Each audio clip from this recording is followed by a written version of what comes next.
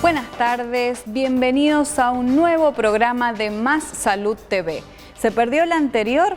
Usted puede verlo a través de nuestro canal de YouTube y dejarnos consultas, dudas o revisar nuestras redes sociales, Facebook e Instagram, o escribirnos a massaludtv2018@gmail.com. Hoy vamos a tratar tres temas muy interesantes. El primero tiene que ver con el dolor de hombro, una afección que literalmente a usted puede no dejarlo dormir.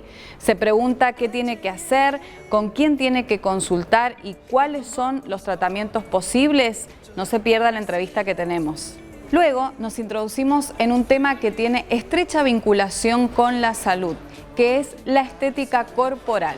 ¿Verse bien? Sí. ¿Hay tratamientos de avanzada en Mendoza? Sí, pero siempre deben ser realizados por profesionales que sean confiables. Finalmente, vamos a charlar sobre qué es un médico de familia, una especialidad que es poco conocida en la Argentina, pero que para la política pública es clave si el objetivo es poner el foco en la prevención. Se calcula que 3 de cada 10 personas va a sufrir en algún momento de su vida de dolor de hombro frecuente, que es una patología que interrumpe el sueño y también la calidad de vida. Sobre este tema nos habla el doctor Gonzalo Aguiar, que es traumatólogo especialista en miembro superior de la Clínica Francesa. El síndrome de hombro doloroso es básicamente, como dice el nombre, dolor de hombro, y hay dos tipos, el dolor de hombro traumático y el dolor de hombro atraumático. El que nos vamos a referir es el dolor de hombro atraumático, que es el que más dudas genera, porque un golpe puede hacer doler y tendría lógica echarle la culpa del dolor al golpe. Pero el atraumático, que es muy frecuente, tiene diferentes causas intrínsecas, que son propias del hombro, y causa extrínseca es un dolor que viene de otro lado y se manifiesta en el hombro. Hay muchas causas intrínsecas y extrínsecas, pero la principal causa es lo que se llama la patología tendinosa, mal llamada patología del manguito de los rotadores. Es un término muy antiguo, el manguito de los rotadores, que no se usa, pero básicamente es una patología netamente tendinosa. Generalmente se ve porque el tendón fricciona en su movimiento contra la articulación, un hueso que tenemos acá se llama acromion, y su articulación acromioclavicular, y va sufriendo un deterioro. Puede ser en deportes, hay ciertos deportes, sobre todo los deportes de lanzamiento, que producen un impacto del tendón sobre ese hueso y lo va dañando, sobre todo deportes de lanzamientos repetitivos. Entonces, con el correr del tiempo, el tendón va sufriendo un microtrauma que lo termina de lesionar. Los síntomas más comunes de esta patología es el dolor, que puede tener irradiación dependiendo del tendón que esté afectado. A veces también puede haber una bursitis, y eso tiene diferentes irradiaciones. El paciente, lo lógico es que concurra a la consulta cuando el dolor es un dolor que ya lleva unos días o unas semanas, que realmente lo tiene mal. Pero básicamente es el dolor lo que hace que el paciente consulte, y tendría que consultar cuando realmente el dolor sea molesto, porque a veces un dolorcito puede pasar en unos días, pero si la cosa se prolonga en el tiempo, convendría que consultar. ¿Usted sabe cuál es la función del hombro? ¿Sabe por qué es tan importante? ¿O cómo se estudia esa zona del cuerpo? ¿Cómo se trata? ¿Y cuáles son los tiempos de recuperación? Todas las respuestas nos las sigue dando el doctor Aguiar. El hombro es importante porque es un empleado de la mano. Junto con el codo se encargan de llevar la mano donde la mano quiere ir. Entonces, cuando el hombro está afectado, se afecta la función de la mano, porque la mano no puede llegar a donde queremos, y entonces empezamos a tener fallas para actividades de la vida diaria. Esa es básicamente la función del hombro. Cuando llega el paciente a la consulta, lo primero es hacer el diagnóstico. ¿Cuál es la causa del hombro doloroso? Eso se hace primero que nada con una anamnesis, viendo los antecedentes del paciente, qué actividad hace, la edad, qué patologías tiene agregadas. Y se le hace una anamnesis, se le hace un examen físico a ver en qué momento se desencadena el dolor, cuál es la irradiación, cuál es el rango de movilidad que tiene, porque puede estar limitado el movimiento.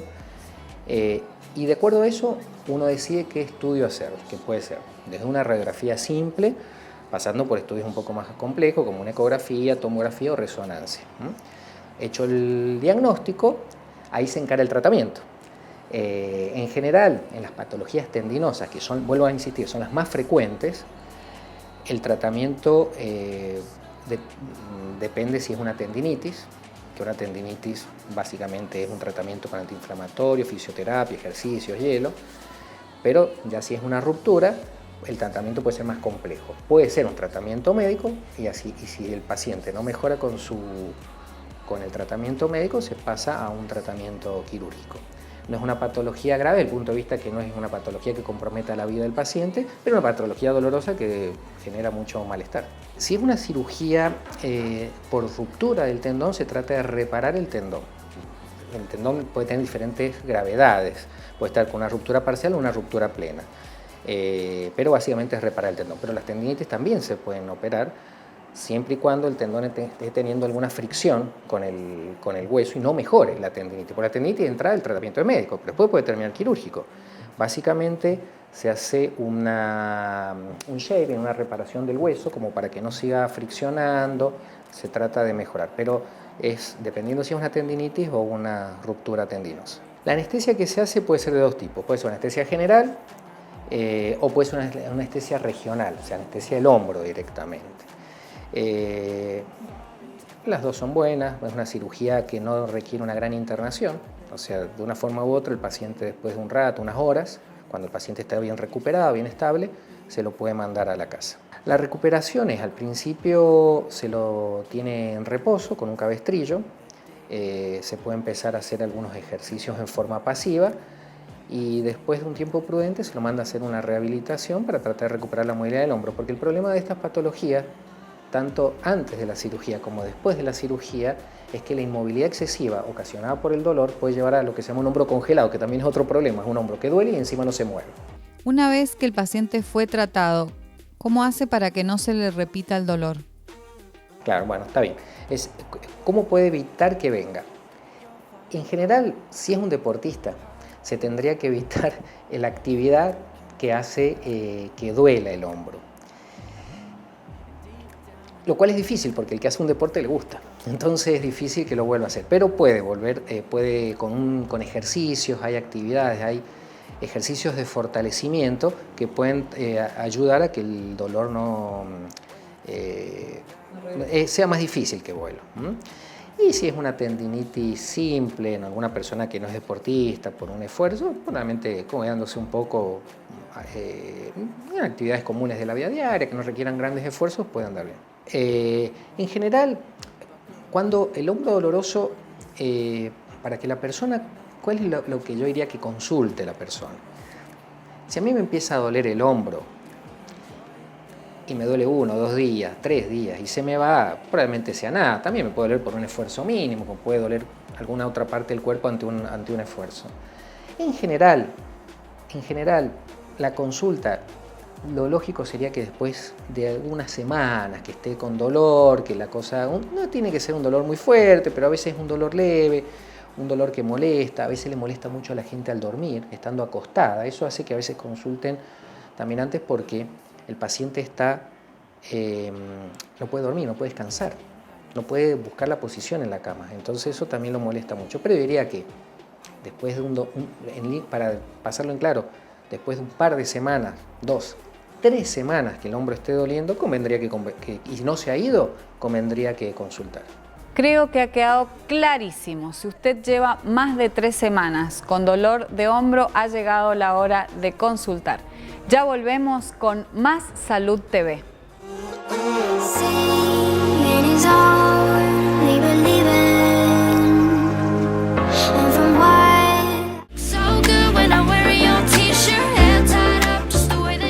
Ya estamos de vuelta en nuestro segundo bloque.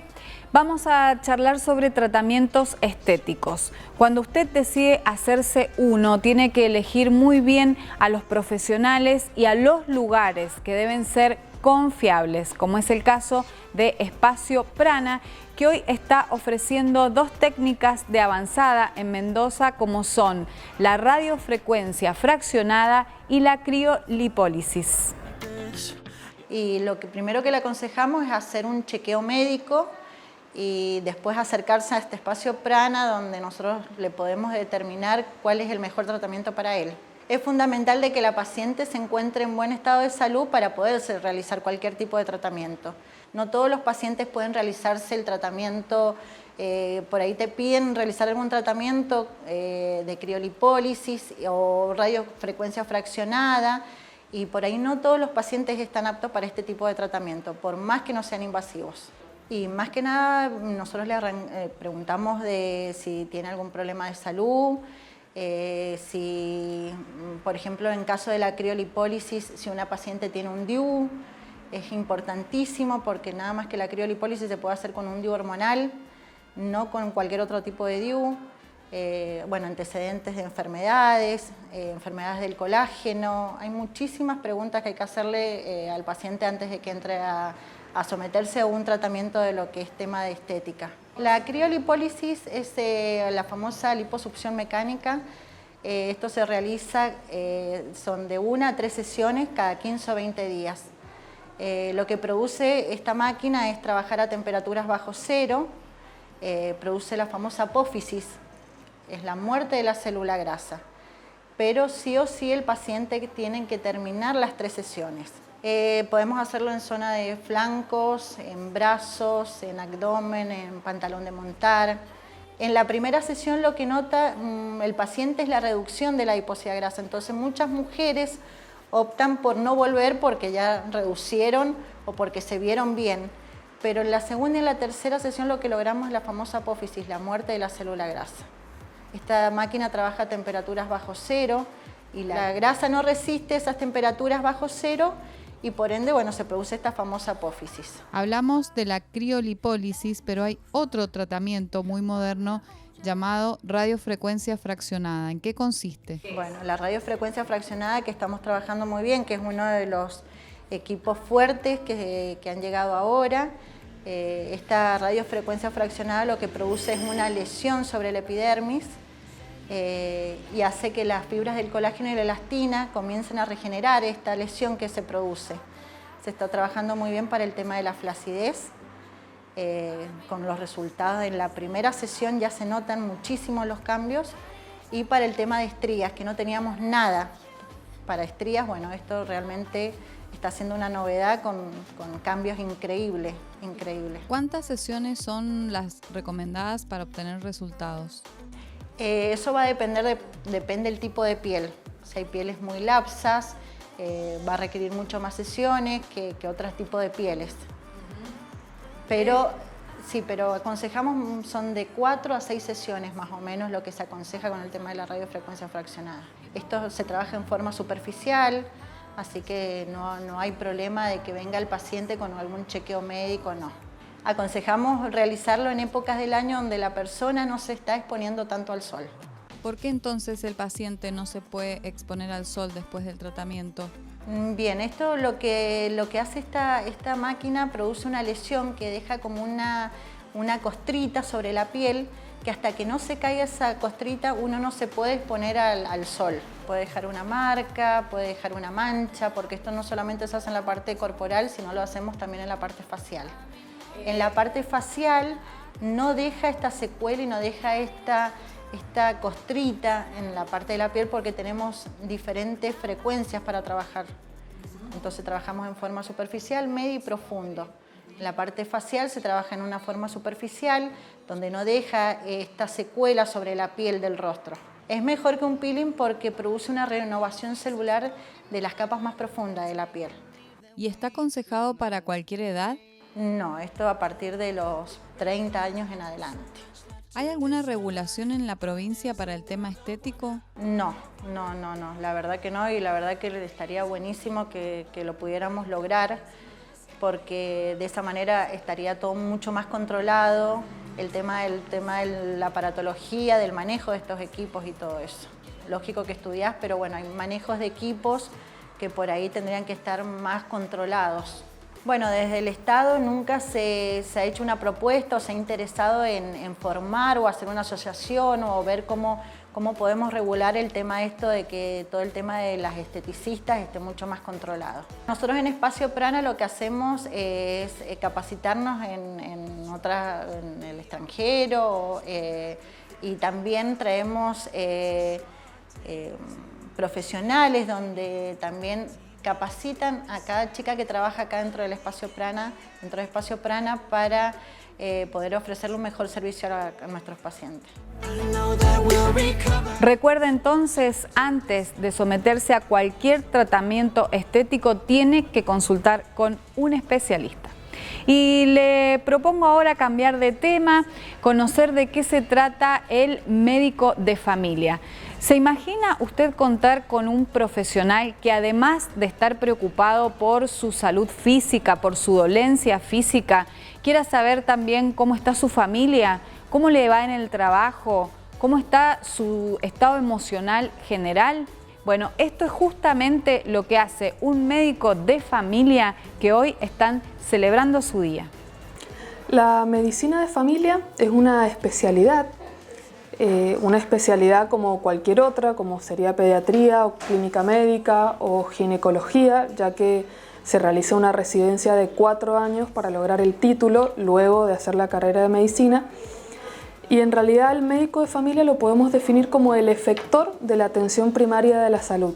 Es decir, el médico de familia es el especialista en atención primaria de la salud.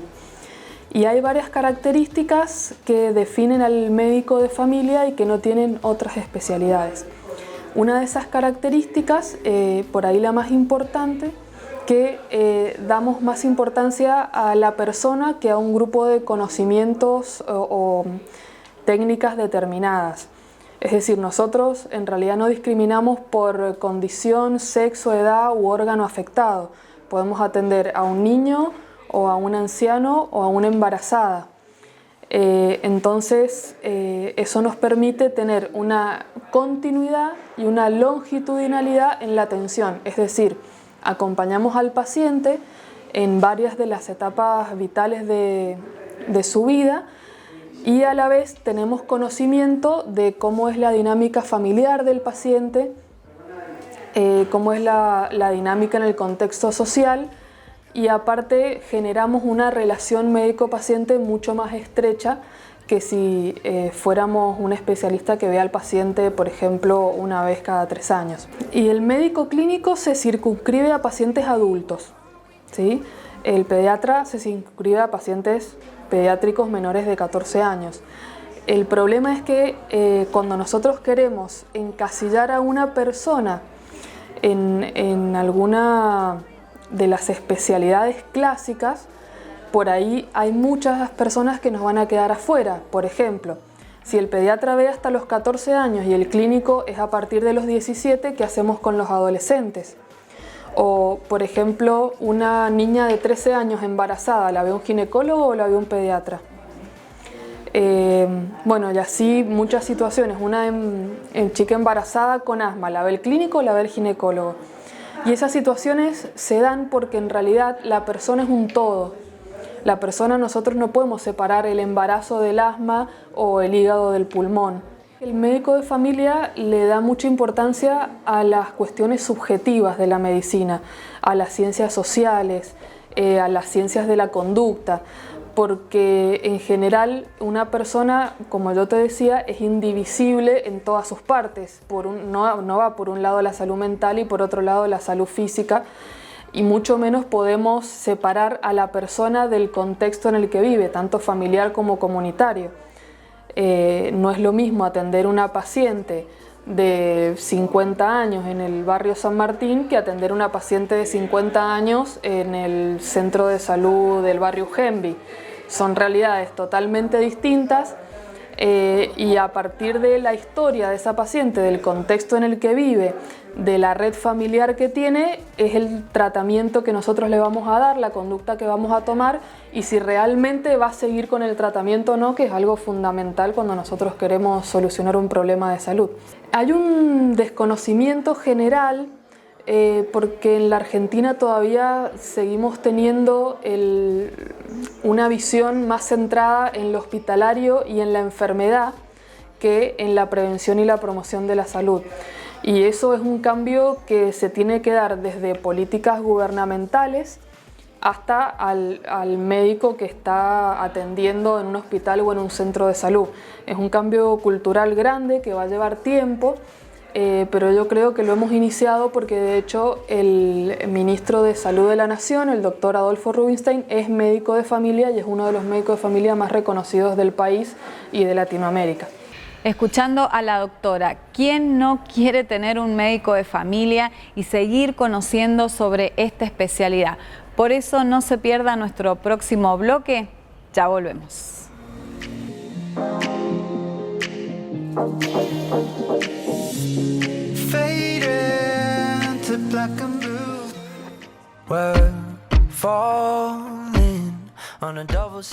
Gracias por seguir acompañándonos en Más Salud TV. Creo que a esta altura ha quedado claro por qué el médico de familia es tan importante para el sistema público de salud. De hecho, la OSEP, la Obra Social de los Empleados Públicos, tiene un programa específico. ¿En qué consiste y quiénes pueden acceder a él? En la siguiente nota.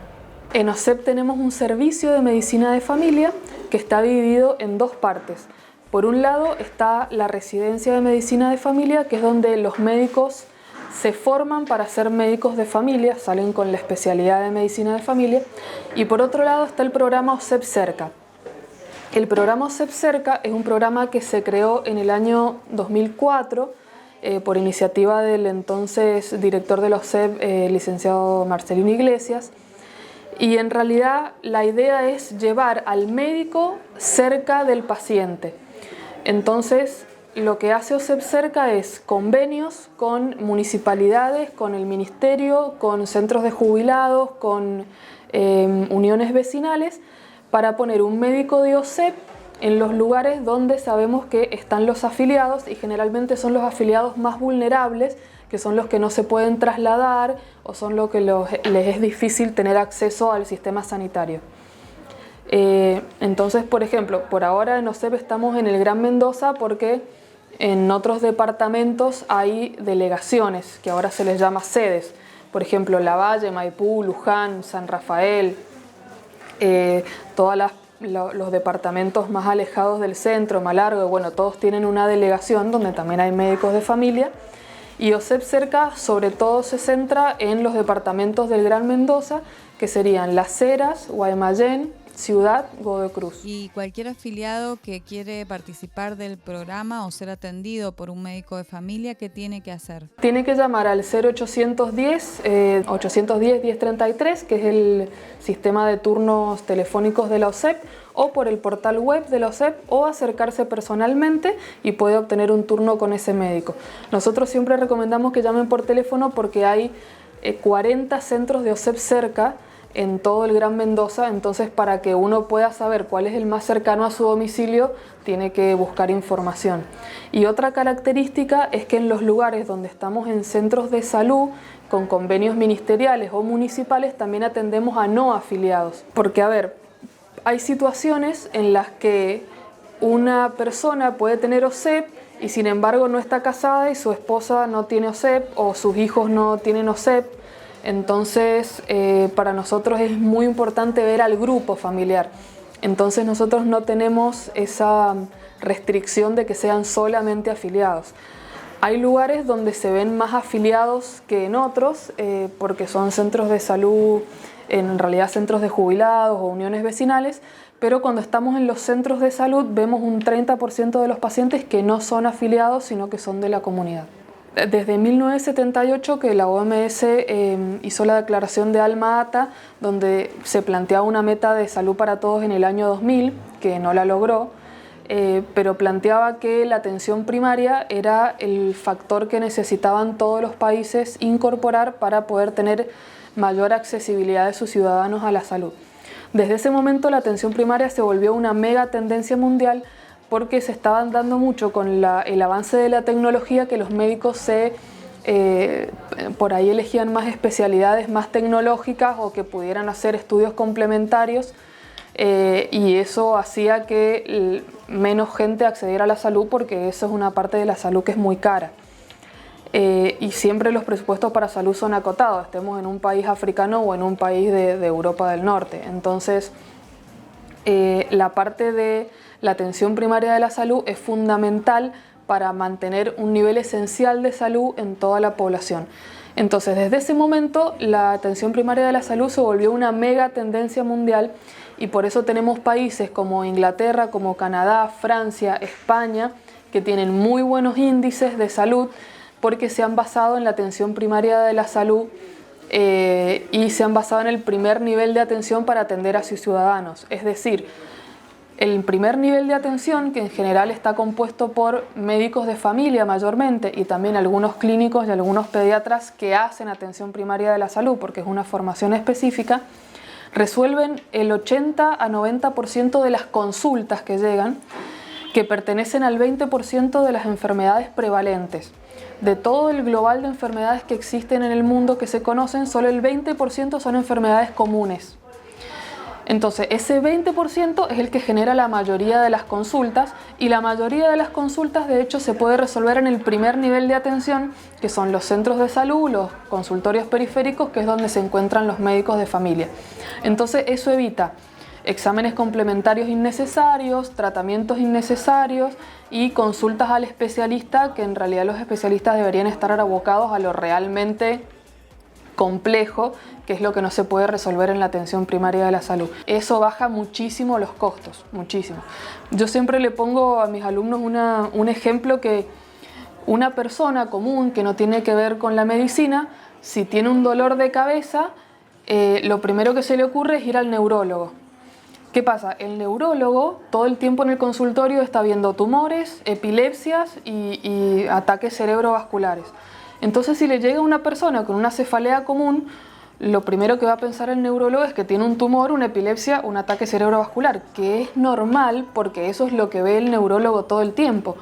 Entonces le va a pedir toda una serie de análisis complementarios para descartar esas patologías, cuando en realidad a lo mejor la paciente tiene una cefalea tensional por el estrés, por ejemplo, que se puede solucionar en la atención primaria con un analgésico común y con una escucha bastante activa por parte del médico.